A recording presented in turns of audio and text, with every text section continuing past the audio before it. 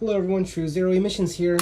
I'm going to show you the DeepMoto D16X. And we have Cameron here. Wave, Cameron, you're in the reflection. Go ahead and wave. What's up, people? Up here. Up here? Yeah, you're in this reflection. Okay, just turned on. Okay, so Cameron's going to talk about, just in general, he's going to talk about, what are your thoughts about this? Because you have a lot of thoughts about having a dash cam on a motorcycle. Now I have two of them. This is the DeepMoto D16X. It's made for motorcycles. It's waterproof. I use this because I want to see behind the motorcycle, and I don't want any blind spots. Okay, these mirrors to me do not let me see enough area. Right, I can't see everything like I can see with a camera.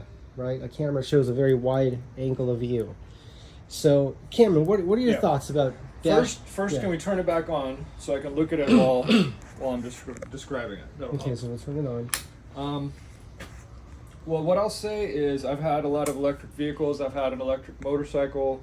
I've had the Onyx RCR electric motorcycle, and I did install an inspection camera where the camera aimed out the back, and the rest of it went all the way up to the dashboard. So I did install something similar to this lower camera here. 1 second, Cameron. Yeah. Let me just put this on so no one interrupts this. Okay, if that paused the video, I was just I was just putting my phone on Do Not Disturb. I'm not going to gas it, but I'm going to sit so I can peek in your mirrors. Sorry, so you were saying, Cam? Okay, so you've had a lot of motorcycles in your life? I've had motorcycles, I've had electric vehicles, I've had an electric motorcycle, and my experience is that I want to see out the back. Mirrors like this can bounce. They're usually not as big as cars, so mirrors like this usually not very useful. When I had my Onyx motorcycle, I set up a camera just like this one, this bottom dash, where I had a view right out from the tail light. Okay, it was useful. I never did ride the bike at night. From what I find, the way my eyes are, I would say I'm light sensitive, and I also can see very well in the dark. So if I have something bright in front of my field of vision, my pupils will, I don't know if it's dilate or the opposite, but it makes it so that I can only see that bright thing, and anything in the dark behind me becomes just invisible. So if I'm able to keep bright spots out of my field of vision and I'm doing something late at night in the dark, I don't need any lights, I don't need any flashlights, because my eyes just adjust to being able to see really well in the dark. So like on this, you could turn the brightness down to real low so it blends in with the background possibly. I would personally need it to be, I would hope it'd be an adaptive brightness where it adjusts based on the ambient light, but at least I would want it to have like a dial or a button where I can touch it and just automatically lower the brightness a bit. But something else I was mentioning, with every car that I've had, and probably none of the motorcycles, I've used a little convex mirror, and I've stuck it on the side mirror of my car, on the left side and on the right side, and it helps me to be able to see down low when I'm parking. Like if I put it on my right side mirror on my car, I can look out the right, and I can see my right rear tire and see if I'm gonna hit the curb. So give me 1 second, let me just turn this pause this machine here. Apologies for that. Pausing the machine there.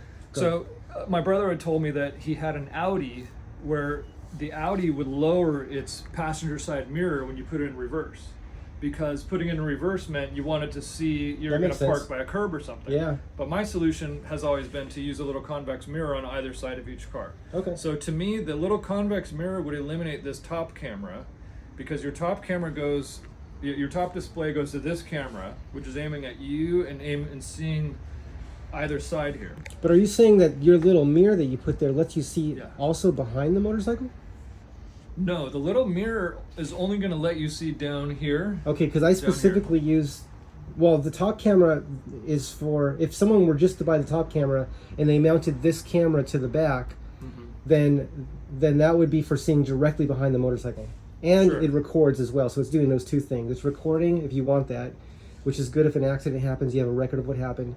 And it also lets you see in a blind spot, which it sounds like even if you use that little what'd you call it, convex. Yeah. Convex Concave cave. is if it's a cave. Convex is if it's not a cave. Okay, convex would still only show well next to you, but not behind the motorcycle.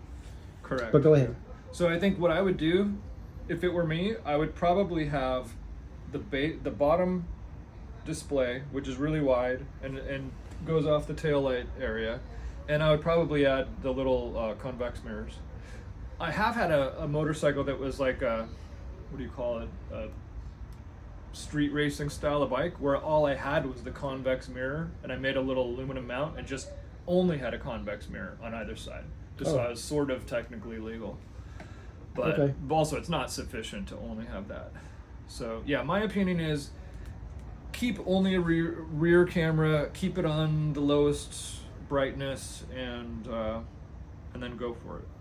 And do you imagine that this is something that may come on all motorcycles someday, eventually just come standard, where you can actually see that blind spot behind the motorcycle directly behind it? Oh yeah, sure. I mean, motorcycles have been progressing the detail and technology within their dashes over time, just like electric scooters have. And by now, there are enough vehicles using, I'll call it like a smart dash, that I think every motorcycle at least will have the option. Like a more expensive, a better bike is probably going to have this option. I would think now there'd be some with it. I would be very surprised if they didn't already. But I also think if you're going to find like a $2,100, scooter or something, that's probably not going to have it, and it's probably not even going to be an option. But anyone can add this themselves. This is the DeepMoto D16X. You also have the option of adding tire pressure sensors, which I did, and that tells you on screen. It actually tells you your tire pressure. Okay, so you've got, I can't read it, it's so small, but I can see it says one is red and one is green. Yeah, the front's down to 26, so I have to put some air in there. And that tire is going to be changed this week. I'm changing it to a Michelin Road 6, which is what's on the back, and I like that tire. It's supposed to be the best combination of long life and still sticky for the road. That's what I was looking for, that combination of long life and still sticks well. The back tire is at 32.6, let's see, 68 PSI, pounds per square inch. Yeah, so I really like that. I like that I have the tire pressure sensor on there. I like that I can see, well, I have this set up so I'm using it to see next to the motorcycle, so it shows myself and next to the motorcycle. It sounds like, Cameron, you're saying you would just want not both, but one of these, and you would have the camera mounted in the back so you can see that blind spot behind you, right? Yeah, although I just thought of a different way you could do it. Sure. If you had maybe two of the smaller ones, and you've got one of the smaller ones on this side and another smaller one on this side. I like that. And you could, I don't know, if maybe you put a camera here, right on the bar end, that's going to sacrifice when you crash, but... Well, I would put it here, underneath the mirror, facing. I tend to ride like this. I feel like my elbows would stick out. Oh, I see. But, it also could be mounted down here. It could be mounted down here, too. Somewhere down here in this spot. Look at the Tesla. The Tesla has like, what, 6 or 8 cameras? Yeah. And it's for a reason, You could have so many cameras on this, but I'm thinking, you could have 2 different ones and have a mostly driver's side, mostly passenger side view. I like that. But, you really can't go wrong being able to see from this camera. So I think it's growing on me. At first, I thought I'd be distracted. And I remember hearing a story that you were riding this motorcycle and someone got near you on the freeway and they slowed down and kind of veered towards you. They got in my lane. They were right next to the motorcycle. They wanted to look at this. And you and I were discussing why would they do that. And I'm thinking they must have been doing that to check out what you have going on here. Yeah, I'll tell you right now, a lot of people, most people, like 90% of people around me are looking at this and very, very interested in it. What is this? Lots of thumbs up, lots of excitement, and one person laughing, almost falling off his motorcycle. That was the first day I rode with that. But most people are excited about this, and it seems that when I talk to people, it seems like they're impressed with this being something that should come standard on all motorcycles and may one day hopefully come on all motorcycles because it does improve visibility. Now again, myself looking at this, I'm like, wow, look at all this. Now it looks complicated, but anyone that does anything mechanical or electronics or anything, you know that you just have an idea in your imagination and you just take one step at a time. This for me was not complicated to do. I just took one step at a time and it was a natural progression to put this on. What I was looking for was, I wanted to be able to see behind the motorcycle. I want to be able to see next to the motorcycle. I like your idea, Cameron, about having cameras on the side somewhere. I don't know exactly where they would be mounted, but somewhere. I wouldn't want them on the very outside, but that may be the best place for it. And then if you crash, you have to replace them. But that might be a good place for them, is having them on the end, because that's going to show a really good area, show all around each side. And I like that a lot. I would like to. I think that would be the next step for me. It's already perfect. But I'm still interested in experimentation. I'm still interested in variation and improvement, changing things and experiencing different things. I think having a camera on the side, like Cameron was saying, somewhere on the side and showing that side angle as well as behind the motorcycle would be great. I guess my concern was I'd be overly distracted. Yes. But getting myself sitting on the motorcycle. Yeah. You know, imagining I'm riding, I'm really looking out here most of the time. Yes. When I want to look behind me, normally you just move your eyes to here. Yeah. You look at these mirrors. But these mirrors only show a very small amount what these screens do. That's right. Instead of veering to over here, yes. my eyes veer to here, and now that my eye knows, all right, that's right, this is what it is, then it's not distracting. That's right. My concern was it would be distracting, but sitting on it for a minute, it makes sense. You know, it's what you would want to see. Just the brightness. For me, if it was super dark, it might be too bright in this current configuration. Yeah, and I can tell you that in my experience, I just set the brightness for the best for day and night both, and now, because it can get very bright, I can have, if I have this on full brightness at nighttime, that would be too bright. That would be distracting. But like what I do is I turn the brightness down just to a certain level where it's not distracting at all. It doesn't distract me whatsoever at all to any degree. At night, it's perfect, and in the daytime, I can still see it very well. So I have it set just right for me. So right now, the brightness that it is set at, which you can see right now, it's not dark. It's a good brightness, right, Ken? Would you say it's pretty good? It's fine for day. I mean, the thing is, in the day you need super bright. Yes. To be able to power past that sunlight. Yeah. And in the dark you need super dim. So it just, as long as there's some variability is what I would. Yeah. So it can be turned down. Right now, what I'm saying is I set it for myself to be comfortable at night, and in the day I can still see it. So right now it is set good for me for at nighttime for myself. We all have different sensitivities though, so you would probably have a different brightness for yourself.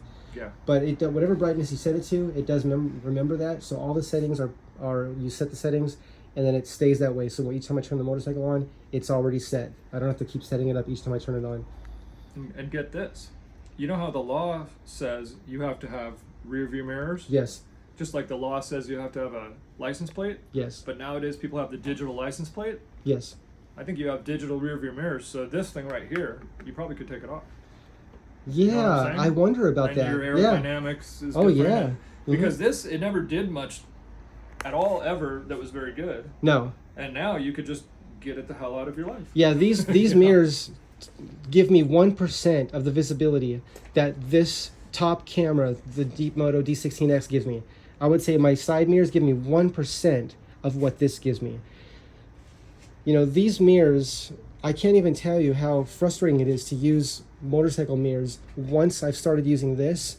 These I don't even use these. I do not use them. Yeah, 1% is good, because what I'm seeing is I'm seeing 1, 2, 3, 4, 5, not even 6 whole squares in this cabinet, okay? Yeah. So in this mirror, call it 6 squares. But in the smallest screen up here, how many squares is this? My body blocking it, there's still 1, 2, 3, 4, 5, 6, 7, 8, 9, 10, 11, 12. And there's not even squares everywhere. Yeah, so, there's space here. It shows the front door. Yeah. It shows everything. That shows you the difference. And this mirror, all I'm seeing is the upper half of the front door. Only. Okay. Upper half of the front door. But on this, on the screen, I'm seeing way more than that. Right, right. At least 6 or 8 times that amount of vision. So I'm liking that.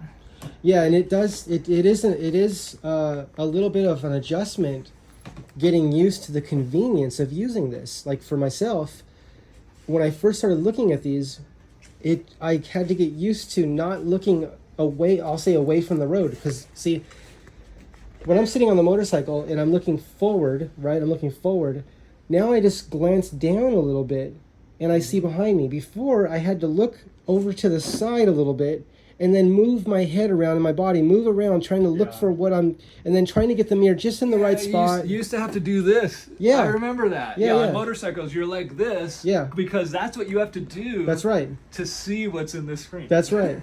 And here, you don't move at all. So this... in this... If you did get... If someone road raged you or something, then you'd have a recording of it, which is pretty cool. Yeah, exactly. Yeah, so...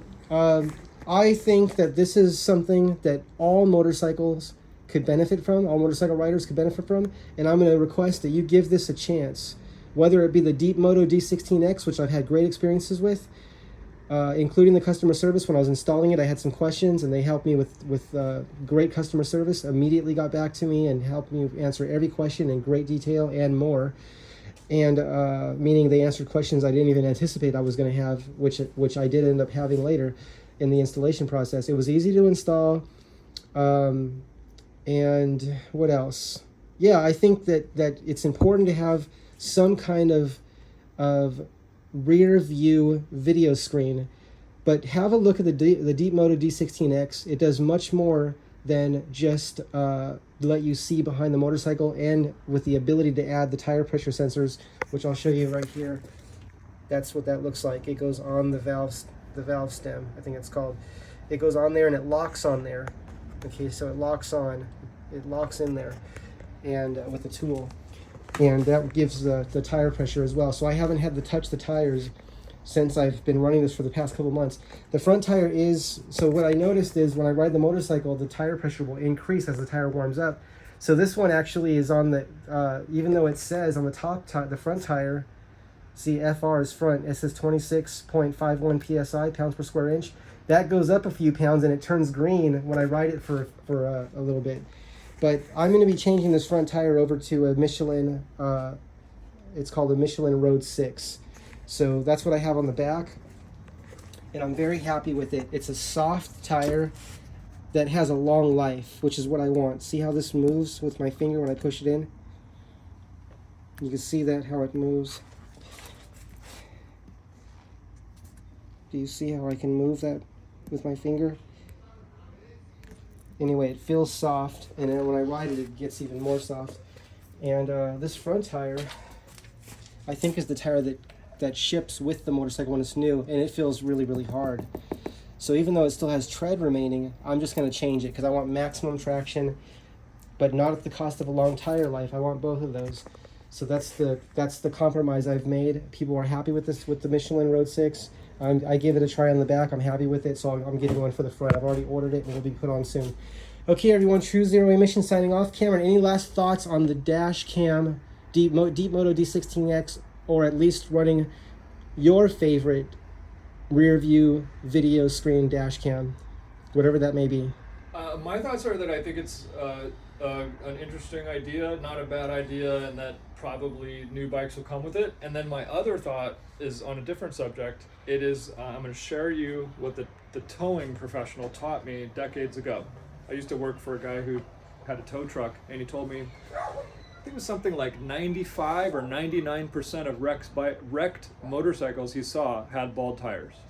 So that is the rule. Don't ride a motorcycle with bad tires. Don't ride a motorcycle with flat tires, worn out tires, cracked tires. It's all about the tires. And I'm going to tell you something. How many beautiful motorcycles do you see out there? Motorcycles don't cost that much compared to a car. You can get like a Lamborghini or Ferrari of motorcycles for just very few $1,000s, right, Cameron? I can't believe it. For way less than a cheap car, Yeah, for way less than a low-cost car. You can get like the Lamborghini or Ferrari of motorcycles.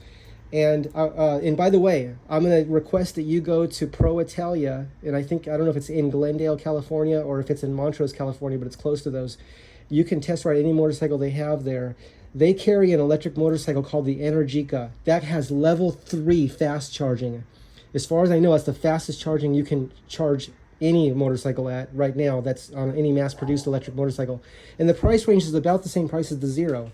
Look into that Energica and look into Pro Italia and see the motorcycles they have there. They have many gas motorcycles too that are really nice. I'm sorry, I lost my train of thought, but I wanted to say the Energica can do level 3 charging. At best, this is the 2016 Zero SR. At best, this can do level 2 charging at best. I don't think they have level 3 charging it for these, but that still can charge the battery in about a couple hours, possibly hour and a half to 2 hours. But the Energica can charge in less than an hour, and it has a much larger battery capacity, so it can go much further. And it also has a lot of different technology on it. But I recommend both motorcycles. If you're just starting out, want to get a low cost and just get started in electric motorcycles, I would say the Zero motorcycles are great for that because they're very well made. My recollection is, if I recall correctly, that these were designed by a NASA engineer, someone that was a NASA engineer for 30 years, over 30 years of his life. These are very well made. The police also use these motorcycles. And I do want to say, everyone seems to take these courses. When I talk to people that ride motorcycles, I think 19 out of 20 people that I ask have taken this course.